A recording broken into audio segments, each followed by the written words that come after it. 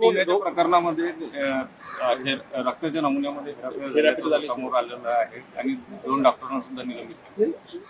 या ठिकाणी जी काही घटना आहे ती अतिशय गंभीर आहे आणि पोलिसांनी योग्य प्रकारे इन्व्हेस्टिगेशन केल्यामुळेच आणि जे काही CDR वगैरे काढले त्यातनं लक्षात आलं की याच्यामध्ये गडबड आहे आणि म्हणून त्याचे धागेदोरे हे मुळापर्यंत जाऊन काढल्यानंतर लक्षात आलं की हा जो काही मुलगा होता जो आरोपित आहे त्याचे जे रक्ताचे नमुने आहेत ते रिप्लेस करून दुसरे नमुने घेण्यात आले होते, परंतु त्याचे दुसरे नमुने पोलिसांजवळ असल्यामुळे लगेच त्याचा पर्दाफाश करण्यात आला आणि यामध्ये जे डॉक्टर त्याच्यात इन्व्हॉल्व होते त्यांना देखील अटक करण्यात आलेली आहे. त्यामुळे हे जे काही प्रकरण आहे याच्या पूर्ण मुळाशी आणि तळाशी गेल्याशिवाय पोलीस विभाग थांबणार नाही.